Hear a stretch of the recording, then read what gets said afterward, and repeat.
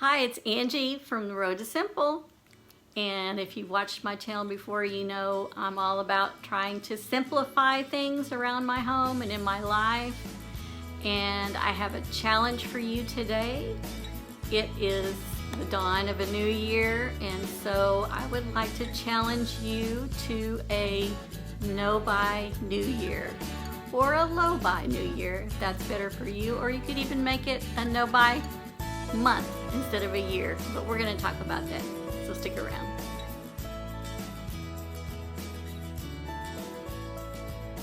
Welcome to my living room. This is where my husband Bill and I live in Louisiana, and we're on the road to simple.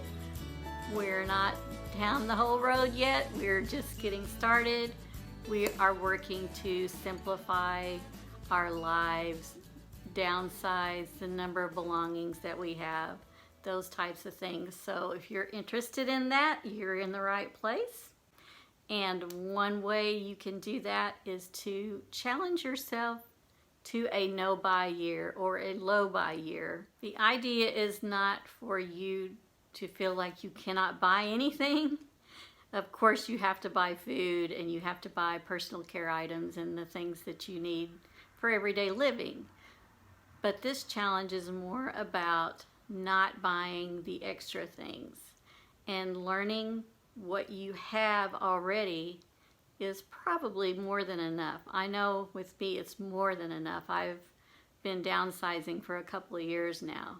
So I started last year with a decision to buy less. I did not have necessarily parameters set up, but as a New Year's resolution, my resolution was to buy less in 2021.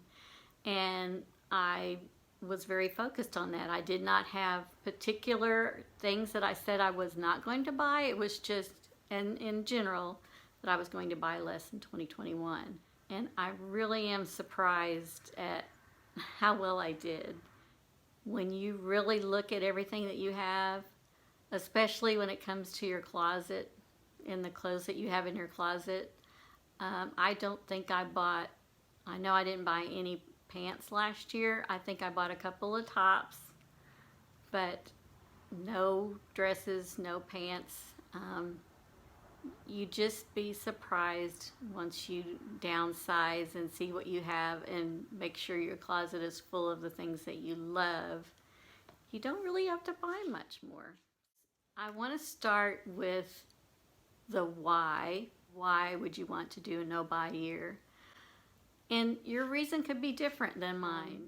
But I think the two main reasons are, one, to save money, and two, just to simplify, to downsize the number of items that you have. So when I made my resolution last year, of course I'd love to save money, and I did. But my real focus was just trying to get rid of some things, get some things out of my house, have fewer belongings, have fewer possessions.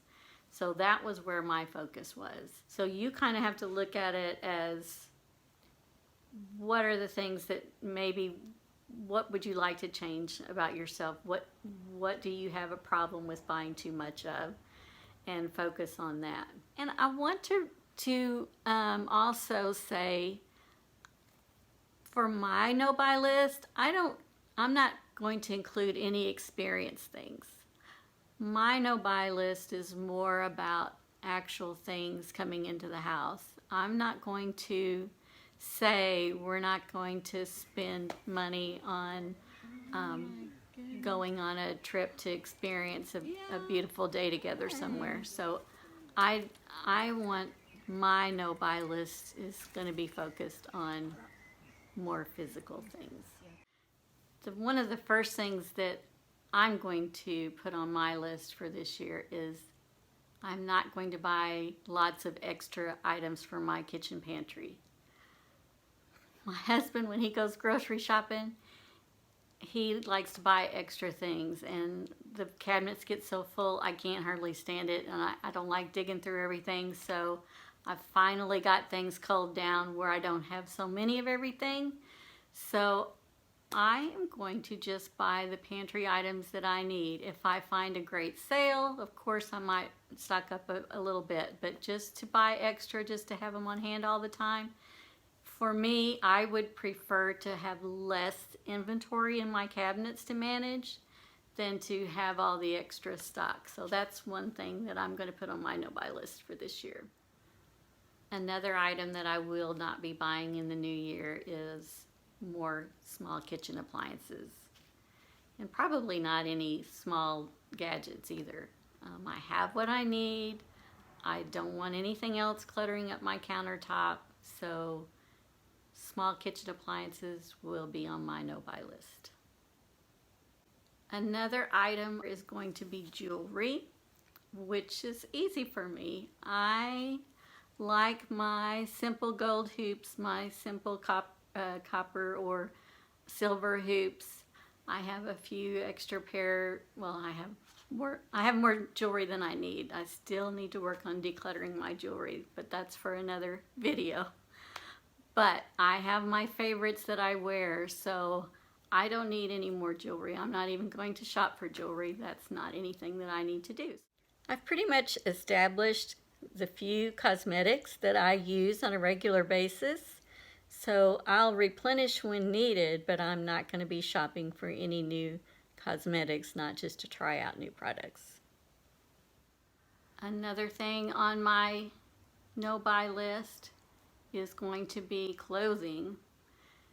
There will be some exceptions to that, but I'm pretty much going to be able to hold myself to, I don't think I'm going to need to buy any new pants this year. I might end up buying a couple of tops, but if I do, I'm going to go by the one in, one out rule.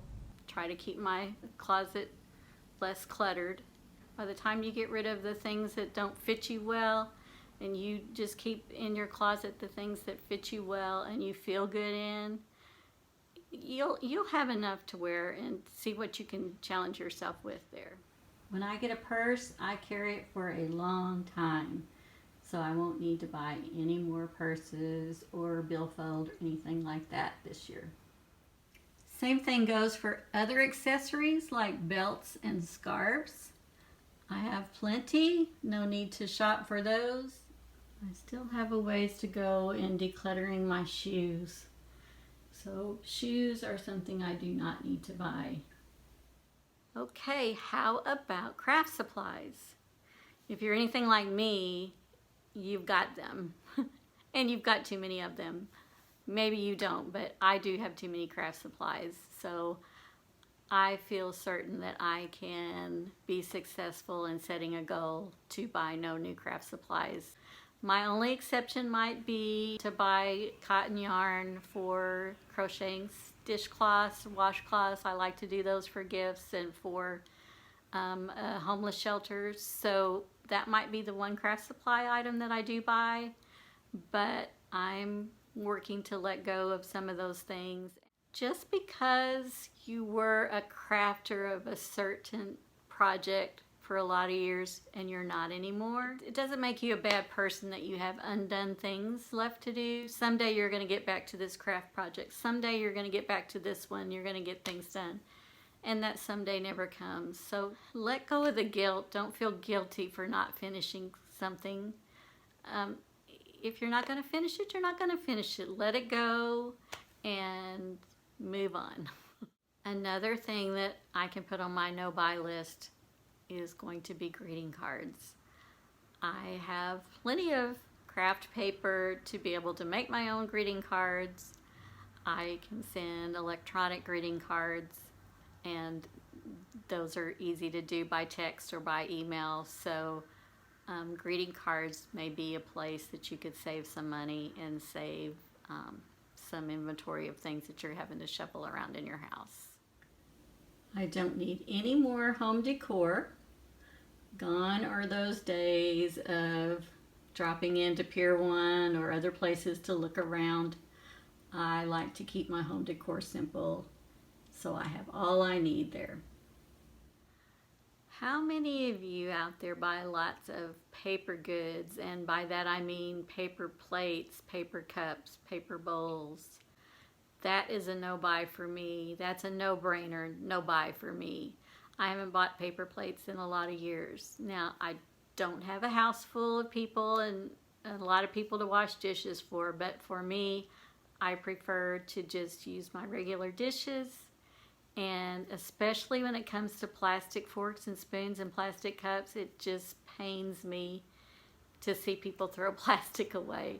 I recycle when I can, but I just don't buy plastic items like that if I don't have to. So paper goods, plastic bowls, cups, silverware are on my no-buy list for sure. Christmas decorations and knickknacks, that's another thing I will not need to be buying this year. Here's something you might not think about because it's not a physical thing, but it is still something that you purchase that costs you money, and that, for most of us, that is streaming services. So I do have a couple of streaming service subscriptions that I pay for, but I am not going to buy any more. So I know my limit. This is where I am. If something does come up and I feel like I might enjoy that service a little bit more, then I'll let another one go. But I will not be buying any new streaming services this year. So what do you think? Do you think some of these items will fit on your no-buy list? I bet you've got some other items that I haven't mentioned here, and I would love to hear what you are going to put on your list. So please leave me a comment down below this video and let me know if you've done this before, if you were successful, if this is your first time to do it, what you're going to try to put on your list. I would love to know. It's always more fun to take a journey together with someone else. So please join me on this road again so that we can talk about ways to simplify our lives.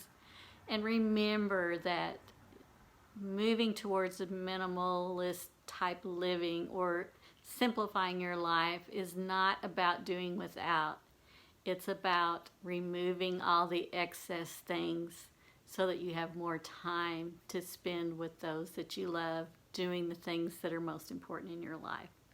So please join me here again for more ideas on simple living, and I will see you next time. Bye-bye.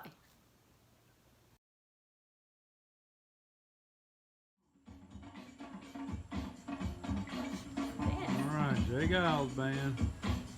Chickens, all the chickens like Jay Giles.